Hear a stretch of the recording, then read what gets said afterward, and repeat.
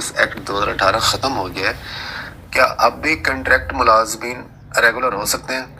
हाँ जी, क्योंकि जो एक्ट है ये ख़त्म हुआ है 31/10/2025 को।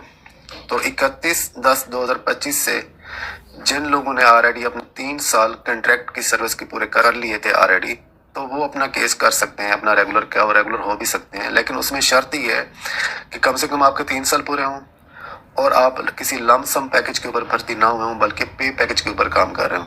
तो ये आपकी कंडीशन आपकी लाजमी पूरी होनी चाहिए। और जिस सीट पे आप कंट्रैक्ट पे काम कर रहे थे वो सीट एसएनई की थी या कोई सैंक्शन सीट थी। तो अगर ये चीज़ें आपकी पूरी हैं और आपकी परफॉर्मेंस भी ठीक थी तो आप अब भी अपना क्लेम कर सकते हैं रेगुलर का, क्योंकि जो एक्ट ख़त्म हुआ है 31/10/2025 को है, तो इसका इफेक्ट 31/10 से होगा, प्रोस्पेक्टिव होगा, रिट्रोस्पेक्टिव नहीं होगा।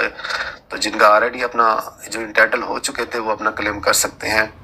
तो कुछ लोगों ने ये भी सवाल किया था मुझसे कि जिनके 3 साल तो पूरे थे लेकिन उनका कंट्रैक्ट एक्सपायर हो गया था, तो वो भी एलिजिबल है, क्योंकि जो एक्ट था उसमें ये था कि कम से कम 3 साल आपके पूरे होने चाहिए। तो जिनके 3 साल पूरे थे वो कंसीडरेशन के लिए इंटाइटल हो जाते हैं ऑटोमेटिकली। इसके ऊपर बेतहाशा जजमेंट है सुप्रीम कोर्ट की और हाई कोर्ट की। तो इसमें चीज़ें मैं आपको दोबारा रिपीट कर देता हूँ कि 3 साल आपकी सर्विस हो रेगुलर, लमसम पैकेज के ऊपर अब ना हो, और जिस सीट पे काम कर रहे हैं वो एसएनई की हो या सैंक्शनड हो, और आपकी परफॉर्मेंस भी 3 साल की अच्छी हो, तो आप अब भी रेगुलर हो सकते हैं। लेकिन 31/10 तक जिनके 3 साल पूरे नहीं हैं तो वो रेगुलर नहीं हो सकते। सैयद अली साहब ने सवाल किया है कि पंजाब